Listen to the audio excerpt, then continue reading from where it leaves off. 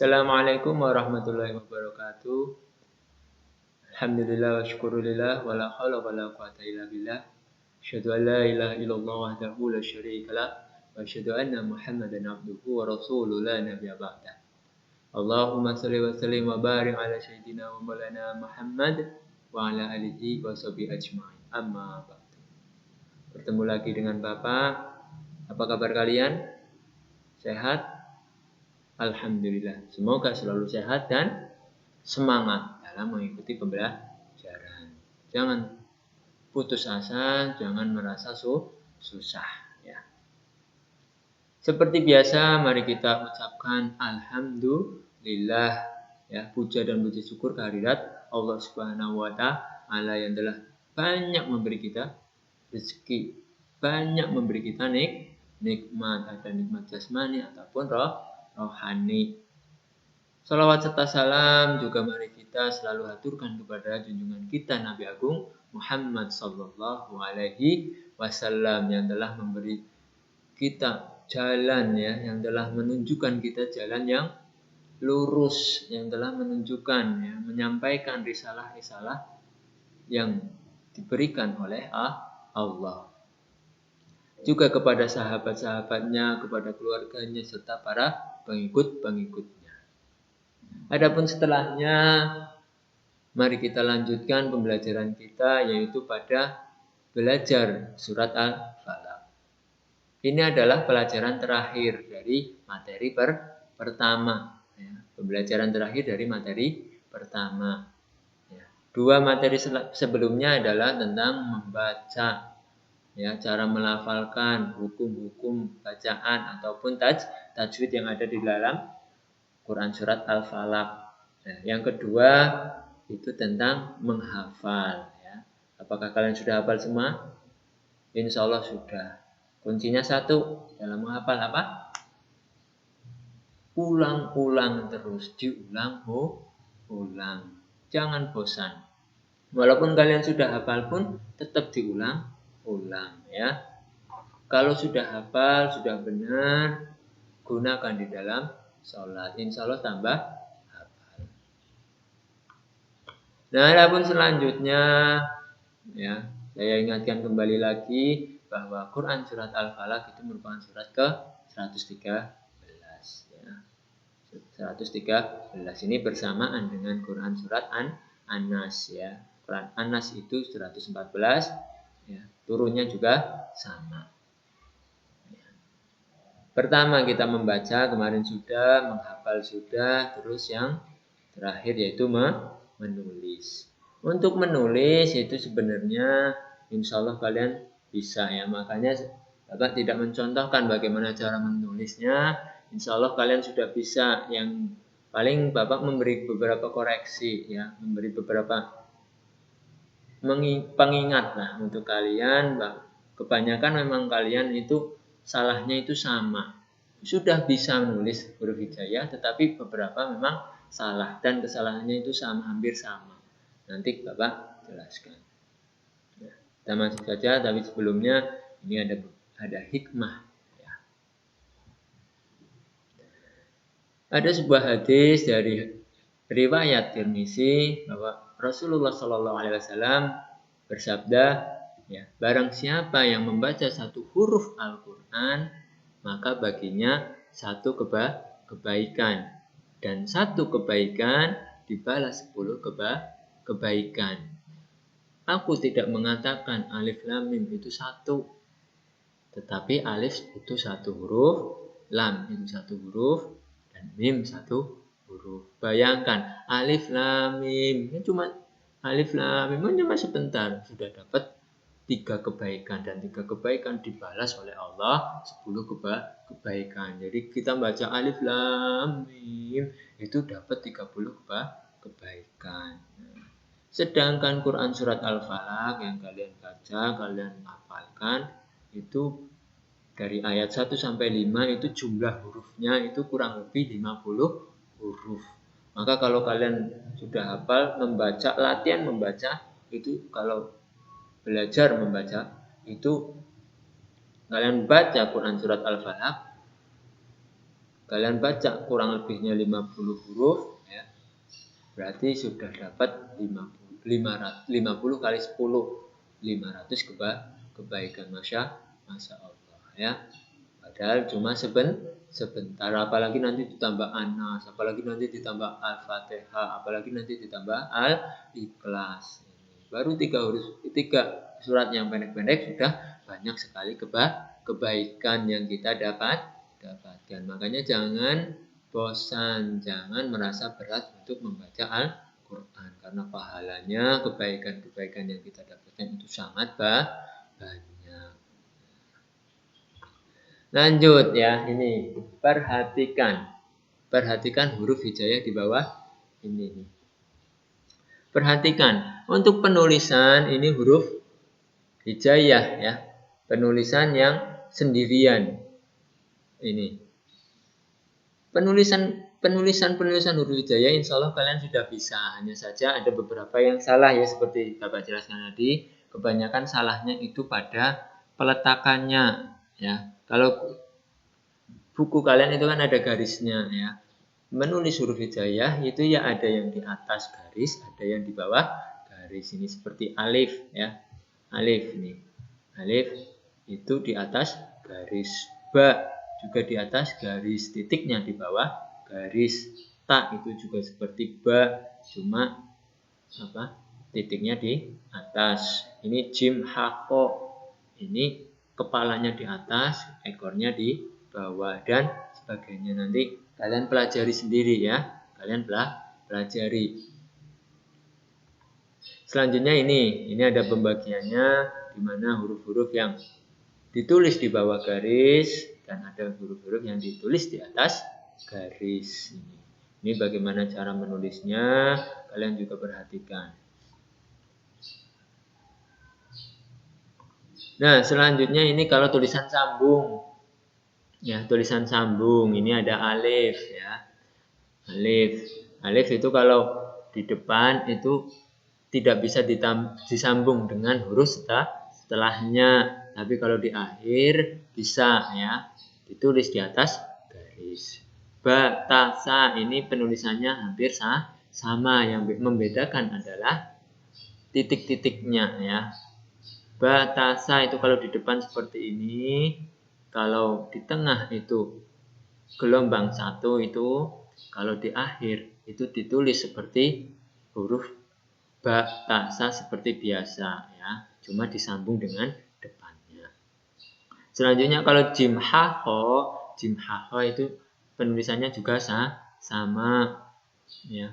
Ketiga-tiganya ini sama. Kalau di depan itu yang ditulis adalah kepalanya saja ya, di atas garis ya, di atas garis. Nanti titik-titiknya menyesuaikan. Kalau di tengah itu disambung depannya dan disambung belakangnya bisa ini.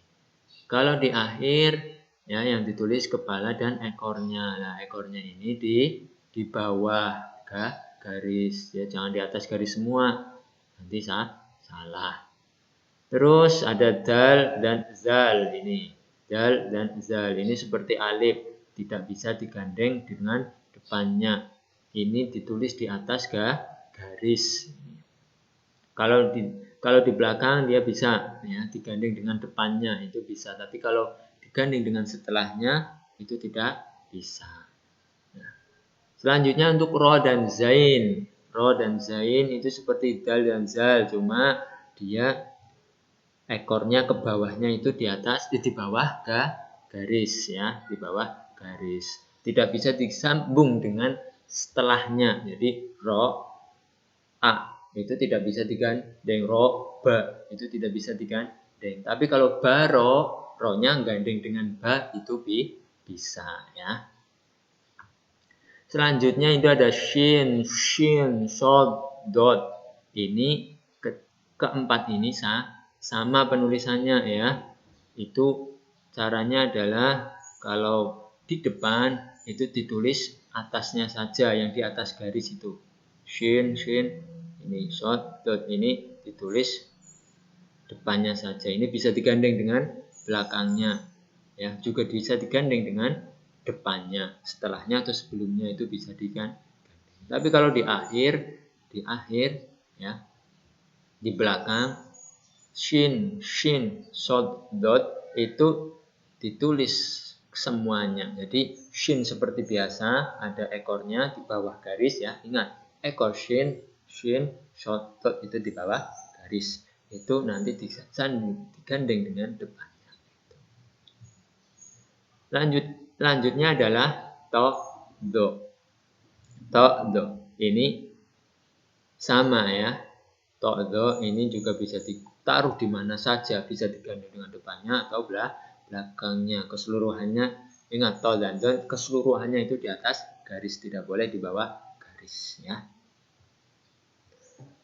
Selanjutnya ada ngain dan ghin. Ngain dan ghin ini ya, kalau di depan itu penulisannya seperti ini, ditulis kepalanya saja, ekornya tidak usah. Ya, ngain dan ghin itu juga bisa ditulis di mana saja, digandeng di mana saja, mau depannya digandeng, belakangnya digandeng itu boleh ya. Ini untuk tengah itu penulisannya seperti ini. Ya. Yang membedakan adalah titik nanti. Main kalau di belakang baru ditulis ekornya ditulis kalau di belakang. Kalau ngain dan ghin diletakkan di belakang, ditulis ekornya. Selanjutnya fa dan qaf ini juga sama. Fa dan qaf itu bisa diletakkan di mana saja ya, bisa digandeng depannya atau belakangnya. Ini fa kalau penulisan fa di depan, fa di tengah, dan fa di belakang. Ya, kalau di belakang ekornya ditulis. Pokoknya kalau diletak huruf yang diletakkan di belakang ekornya ikut. Ya, kalau ekor itu di bawah garis maka kalian juga menulisnya itu di bawah garis ya. Jangan lupa itu, karena biasanya wawu itu wawunya ke atas terus garis ekornya masih di atas garis. Sebenarnya udah benar penulisannya, cuma kurang tepat. Ya. Terus ada kaf, lam. Ya, kaf ini, kaf dulu. Kaf ini penulisan untuk di depan itu berbeda dengan huruf kaf ya. Ya, agak berbeda, ini zigzag ya ke atas. Ini di tengah juga seperti itu. Ini. Kalau di akhir kembali seperti semula. Huruf kaf itu juga di atas garis. Selanjutnya ada lam. Lam itu kalau di depan itu seperti ini. Ya, kalau di tengah itu juga bisa gandeng dengan depannya atau belakangnya. Ya. Kalau di akhir, ya di akhir ekornya masuk, ekornya ditulis ya. Selanjutnya ada mim. Mim. Kalau mim juga bisa masuk dari mana saja, gandeng dengan depannya atau belakangnya. Ini kalau di depan ditulis seperti ini, kalau di tengah seperti ini, kalau di akhir ekornya ditulis. Selanjutnya nun. Nun itu seperti ba ya. Kalau di depan itu seperti ba, cuma titiknya yang di atas satu. Kalau di tengah ini ada celengkuangan sedikit ya. Itu nun. Kalau di akhir ditulis seperti biasa, cuma digandeng dengan depannya. Langsung wawu. Wawu juga seperti ro, dia tidak bisa digandeng, setelahnya itu tidak bisa digandeng ya. Wawu itu ingat, garis ekornya di bawah ya. Garis ekornya di bawah. Selanjutnya H. H ini depan, tengah, dan belakang itu penulisannya berbeda. Maka kalian perhatikan H ini biasanya yang paling kesulitan itu di H ya. Tulis H itu seperti ini. Set itu.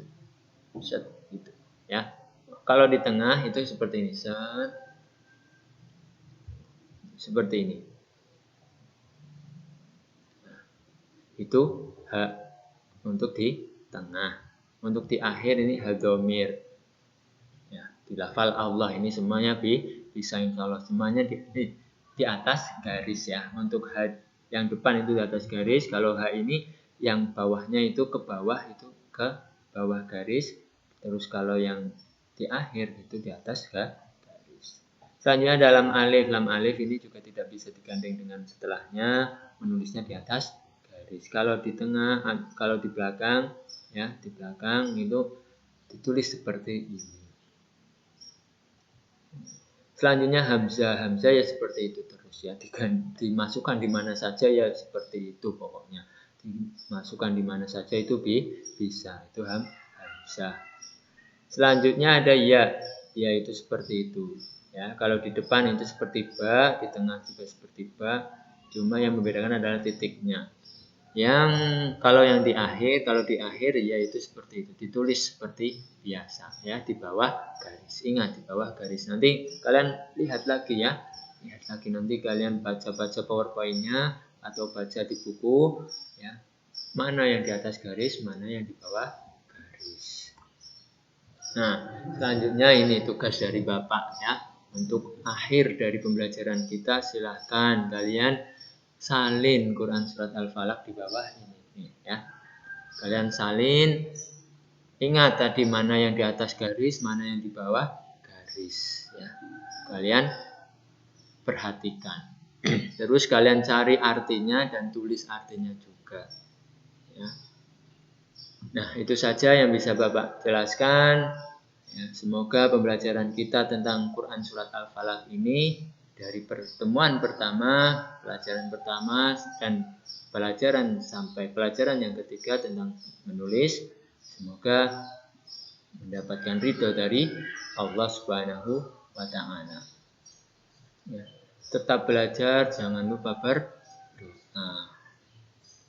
Tetap semangat dan jangan putus asa. Yang tulisannya masih jelek, jangan malu, terus berusaha.